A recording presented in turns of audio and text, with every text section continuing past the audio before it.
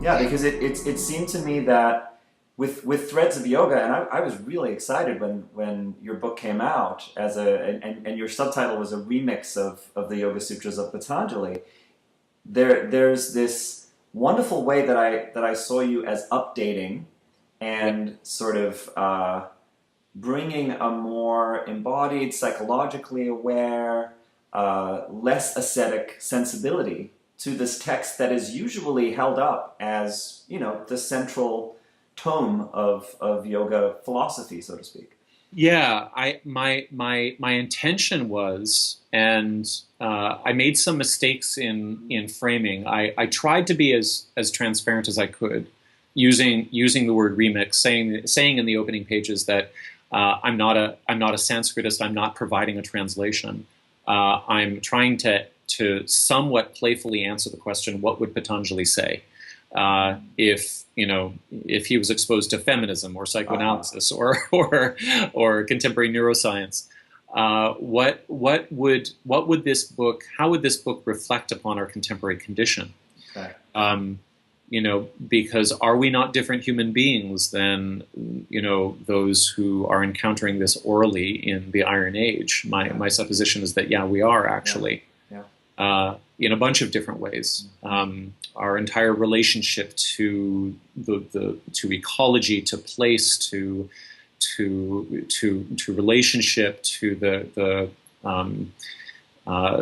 to home life, to technology, what hasn't changed? Perhaps the most stunning thing that's changed is that we have become distantiated from death in a way that those early practitioners could never have been. When the book is published, of course it wasn't, really published, but first uttered in a way. The average lifespan, I think, is 28 years old across the world, which means that there's a certain anxiety involved in pushing yourself towards meditative ecstasy. You might very well die before you read the fourth pada, which is why we load all of the really high stuff up into the first.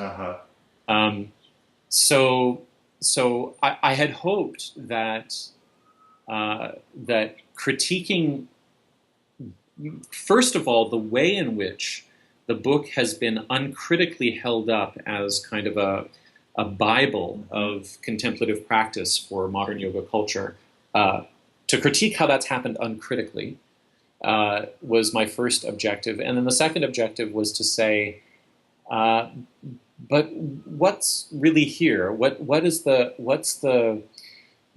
is there a usefulness to the dualism of Sankhya philosophy? Is there does it make sense to think of and manipulate an observational consciousness?